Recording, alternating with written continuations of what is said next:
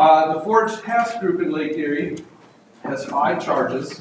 I'm going to go through each of these one by one. Here they're just briefly summarized. Our first charge is to report on the interagency lower trophic level monitoring. Second charge is to describe the forage status by basin. Third, we do hydroacoustic surveys to look at pelagic forage abundance. Fourth, we report on the use of forage and invasive species in the diets of other fishes in Lake Erie. And finally, our most recent charge was to develop and maintain an aquatic invasive species database for Lake Erie. So I've got a lot to get through on this, so we'll get right into the lower trophic monitoring. This is really key in fish community goals and objectives for Lake Erie. The very first goal and objective, A, set specific targets for the trophic status for the different basins of Lake Erie. And so we monitor the trophic level using a variety of metrics every year to see how well we fit that. I threw up a bunch of other fish community goal and objective letters up there because really we're talking about the base of the food web and it really feeds up into almost everything else when it comes to the fish community. Now, as I mentioned, we do this by basin. The 3 basins in Lake Erie are very different, moving from the shallow, warm, productive west basin in the west all the way to the east basin, which is deep, cooler, and less productive. And actually, the east basin, for the purposes of setting the trophic status, is divided into a nearshore and an offshore sets of regions. Okay? Each one of those basins, or sub-basins in the case of the eastern, has a specific target laid out in the fish community goals and objectives. For the west, central, and nearshore east basins, that target is a mesotrophic status, which corresponds with a harmonic fish community dominated by perches, your walleye and yellow perch. The offshore eastern basin, however, has a target of oligotrophy, which results in a cold water salmonid dominated community. Okay, so this is the 18th year of our monitoring program where we go out to 25 different stations across the lake, and different jurisdictions sample additional stations, but it's only these 25 that are used in the time series data that I'm going to show you. Sampling occurs during summer, and we collect a variety of different parameters, which I'll run through next. For 2016, the majority of the samples were collected, and nearly all those samples have been processed and are included in today's presentation. Here are those 25 sites. I do want to draw attention to these sites down here by the Vermilion River because they're going to come up later. These are sampled by the USGS. The other samples are cited by various jurisdictions around the lake. Okay, so I'm going to show you several panels like this. So I'm going to walk through one of these really quickly just to show you what they have on them. On all these slides, we've got the western, central, eastern nearshore, and eastern offshore data presented. X-axis is always the year, going back to the beginning of our lower trophic monitoring, and the y-axis is always the variable of interest. In this case, total phosphorus in the water. This is the only panel that is ever going to be on a different scale from the rest, only on this one slide. Okay? Otherwise, the y-axes are going to be identical on all the future slides. They also all are color-coded, with the red corresponding to hypereutrophic conditions, yellow eutrophic, green mesotrophic, and blue oligotrophic. The target, if you can't remember, the target trophic status for each basin is highlighted by these boxes. So you kind of see what we're shooting for, what we're hoping the basins reflect as far as trophic status. In addition, I'm then going to throw arrows up here just to show you the general trend from, in this case, the previous year, not an average, just from the previous year. So in the western basin, we saw a huge decrease in phosphorus, and this is actually the lowest phosphorus concentration reported for the western basin during the time series. And it's approaching that target of mesotrophy. In the central basin, we saw a big increase in total phosphorus, but I put a star on this because that point was heavily influenced by one sample collected by the Vermilion River that we believe was taken in the Vermilion River plume and may have been artificially high. If you take out that one data point, this actually moves down to be the 3rd lowest phosphorus concentration for the central basin. But as it stands now, including that point, we are higher than our target mesotroph. Both the eastern nearshore and eastern offshore declined slightly in total phosphorus, both fall into oligotrophic trophic status. Next up, we have the mean chlorophyll A for these basins. And in the western basin, we again saw a big decline, just like with phosphorus. Part of what is driving this probably has to do with the dominant weather conditions. 2015 was a very wet year, lots of runoff early in the spring and into the early summer, where 2016 was much more normal as far as precipitation. In the central basin, we see a lot of fluctuation, but for the most part, we've stayed within that targeted mesotrophic classification throughout the time series. We did see a slight decline in chlorophyll A this year. And in the eastern nearshore and eastern offshore, we saw very insignificant increases in chlorophyll A, and both basins fell within this oligotrophic classification. The final metric for which we actually have specific targets laid out in fish community goals and objectives for trophic status is water transparency. Deeper the transparency, the clearer the water is, generally the less productive or at least less turbid that water is. Okay? And in the basins, what we see is a increase in water clarity, a decline in secchi depth. In the western basin, we're approaching that target again of mesotrophy. In the central basin, we saw the deepest secchi depth, the clearest water of the time series, and it actually stretched into that oligotrophic range. And then in the east nearshore and east offshore, we also saw increases in water clarity, and both remain in the oligotrophic range. Now, one thing I want to point out, that with the exception of the central basin, if you look at the west and both eastern basins, there's been a slow, steady increase in water clarity over the last decade or so. So this is hopefully a good sign, at least for the western basin, where we're trying to get out of that eutrophic range. Now, we do other sampling in the lower trophic level sampling. One big issue in Lake Erie is this summer hypoxia that is so common in the central basin. These data points all show dissolved oxygen concentrations, and they're color-coded where you can't really see this really light blue here. Anything between about 2 to 4 milligrams per liter is considered low oxygen. It's low enough that it may cause fish to move. Once you get into hypoxic and anoxic waters, you're talking about oxygen concentrations that are so low that fish consumption decreases, and they can even experience mortality if they spend more time in those areas. And what we see for 2016 is that there were no cases of low hypoxic or anoxic conditions in the western basin or the eastern basin offshore.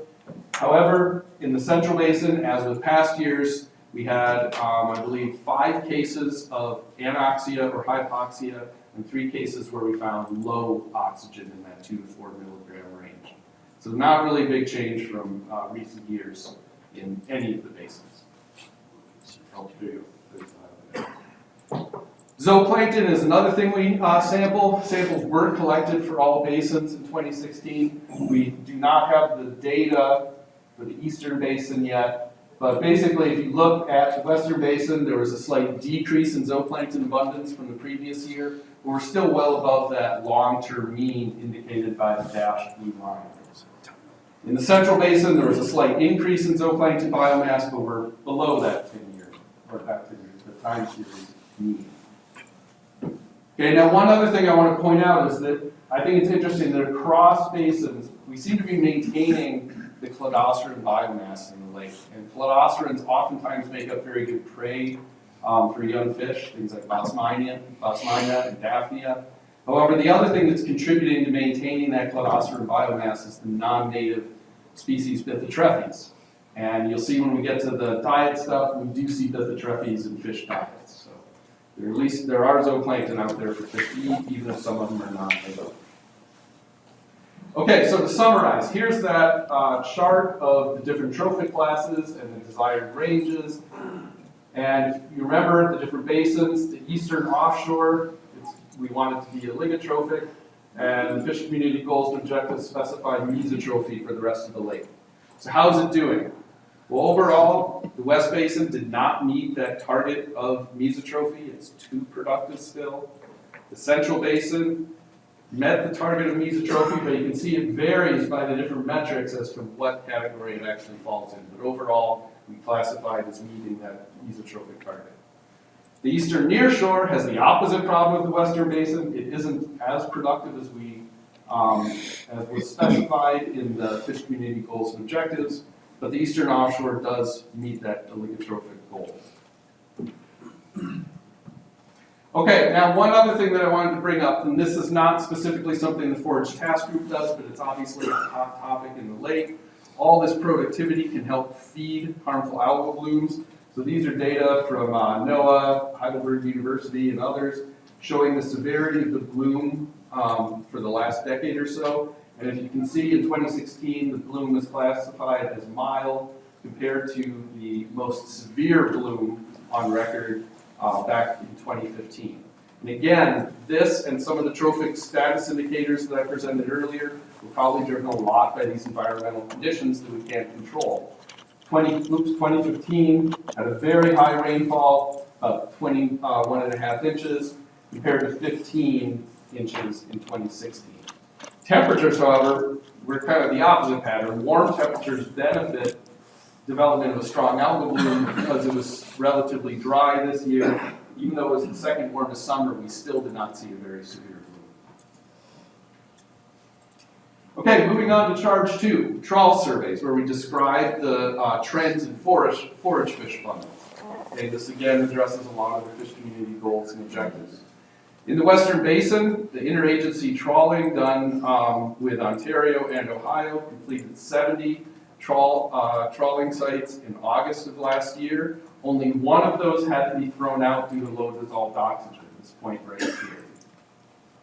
Now in those 70 trawls, here's, I'm not going to go into too much detail on this, but here's the forage abundance in fish per hectare through time. And basically from 2015 to 2016, it was kind of a push. We saw about the same density of forage fish. But looking at individual species, we saw a huge decline in emerald shiner. Actually, I shouldn't say a huge decline, because there weren't many last year either. But we had the lowest density of emerald shiners in the time series this past year. We also saw declines in other preferred prey like gizzard shad, around goby decline. We did see a slight increase in young of year white perch. They're around the 10-year mean in terms of density. That's pretty much what kept us at about an even total forage density in the Western Basin. For the Central Basin trawl surveys, there were about 50 trawls completed by Ohio and Pennsylvania. Here we saw contrasting trends in Pennsylvania. We saw an increase in fish density from 2015, and in Ohio we saw a decrease in fish density compared to the previous year. Now in general, the forage biomass in Pennsylvania is actually around the long-term mean, except for these big peaks in smelt. It's around the mean, but in Ohio we're well below the 10-year mean. Looking at individual species, smelt remained at about the same density in Ohio, but they were much higher due to a big hatch of YOYs. Emerald shiner decreased in both areas, shad decreased in both areas, and gobies decreased in both areas. Okay, so in general, kind of a decline in forage abundance, really only buoyed up by this stronger class of YOY smelt in the Pennsylvania waters. In the Eastern Basin, there were a number of trawls completed by the Ontario Ministry of Natural Resources and Forestry, as well as the New York State EDC, and additional trawls by Pennsylvania. We're not going to show the Pennsylvania data this year because their trawling has been a little bit intermittent in the Eastern Basin, so I'm just going to focus on the Ontario and New York data. And in Ontario, we saw a decline in 2016 compared to the previous year in fish density, while in New York, we saw an increase in fish density. What drove those changes? Well, in Ontario, there was a big decline in young of year rainbow smelt, and a decline in yearling and older rainbow smelt, which led to the overall decline in fish densities. New York, on the other hand, had a pretty good year class of young of year smelt. Emerald shiners declined in both, and goby densities vary depending on where you were looking at. One thing I do want to point out, though, is if you see this spike in yellow for the New York forage estimates, that was driven partly by having a lot of YOY smelt, but it also had to do with having some huge catches of young of year yellow perch that are rather unusual in the time series. Just two trawls, so out of all the trawls they did. Okay, our next charge 3, has to do with measuring forage offshore using acoustics. This was completed in all 3 basins. In the Western Basin, we had originally planned 3 transects, but rough weather limited us to just these 2. And if you look at just the overall sort of spatial distribution, it looks like there were more prey concentrated towards the southern shore in the Western Basin. In terms of total density and biomass, it declined compared to 2015, both in number and in biomass, and both these numbers are also below the long-term mean, but still kind of within the range of what we've seen over the time series. Note that there actually are no data from 2010 and 2012, those aren't zeros. Okay. For the Central Basin, they completed 7 transects. And again, this is all interagency work. This is Ontario, USGS, and Ohio DNR. They completed 7 transects, but 1 transect had to be thrown out due to excessive noise. Here I'm showing you the distribution of age 0 rainbow smelt and age 1 rainbow smelt, while this plot shows the distribution of age 0 yellow perch. Now overall, the acoustic estimates, which are backed up by trawls in the Central Basin, saw a decline in emerald shiner to the point of being essentially non-existent. So this matches the trawl data I showed you earlier. An increase in young deer rainbow smelt and a small decrease in yearling and older rainbow smelt, but still relatively high biomasses of rainbow smelt in the Western Basin or Central Basin. For the East Basin Acoustic Survey, this is work done with New York DEC and OMNRF. They completed their transects in 2016, and I'm just showing in small images here the 2015 and 2014 data, which weren't analyzed for our previous reports. And while comparing across these years has to be taken with a little bit of caution because there weren't many transects completed in 2015, in general we saw an increase in biomass from the previous year, kind of on par with the biomass in 2014, and a little lower than the long-term mean. So again, a little decline in biomass. This is just, or density, this is just young, yearling and older rainbow smelt. Okay, to summarize all this, in the West Basin, in 2016, we hit the eutrophic target instead of the desired mesotrophic conditions, and forage is generally below the 10-year average, especially desirable soft-rate species like emerald shiners and gizzard shad.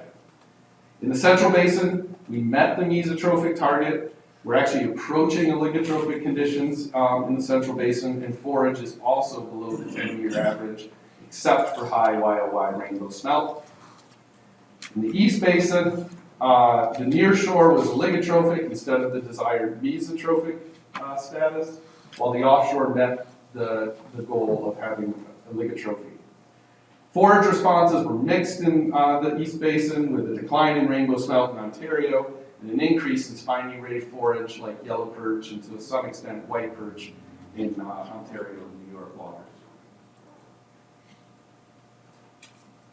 Okay, our last 2 charges. The first has to do with looking at forage fish and non-native species or invasive species and how they're being used by predators in Lake Erie. So basically looking at the diets and transfer of energy through the food web. I'm just going to summarize this. I'm not going to show you actual data. In the Western Basin, walleye diets in 2016 were dominated mainly by gizzard shad, while yellow perch showed a switch from benthic invertebrates in the summer to zooplankton and some fish in the fall. In the Central Basin, walleye diets were dominated by gizzard shad and rainbow smelt, but it's important to note that there were no emerald shiner in the fall diets. Typically, the emerald shiner make up about 10 to 30% of the diet in the fall. It appears that they may have been replaced by gizzard shad in 2016. And again, this reflects exactly those trends we see in the acoustics and the trawling. Smallmouth bass diets, as usual for the last decade or so, were primarily round goby. In the East Basin, nearshore predator diets were also dominated by round gobies. Walleye ate mainly rainbow smelt and some round goby, and deep water species like burbot and lake trout also were consuming round goby, and in the case of lake trout, consuming mostly rainbow smelt. I mentioned earlier the Bithytrephis. The Bithytrephis is showing up in, at least in Ohio waters, in white bass diets in the fall. So the non-native cladoceran is a significant portion of diets of some fish in Lake Erie. Okay, our final and most recent charge, this invasive species database. This was a charge to document new species of interest, focusing on those that might negatively affect important sport and commercial fishes. And accomplishments, and this really, most of this work is done by Patrick Bukowski of the USGS, with help of the rest of the task group, but Patrick is spearheading this. He identified a species of concern based off of this Fish and Wildlife Service Dirty Dozen species. He created a database to track new captures, and through time we're going to backfill what data we can. And we added some new Forage task group members to help with this new charge. We're going to be reporting on captures of new non-native fishes and those species of concern. And we're also working with the Fish and Wildlife Service to develop an Asian carp map.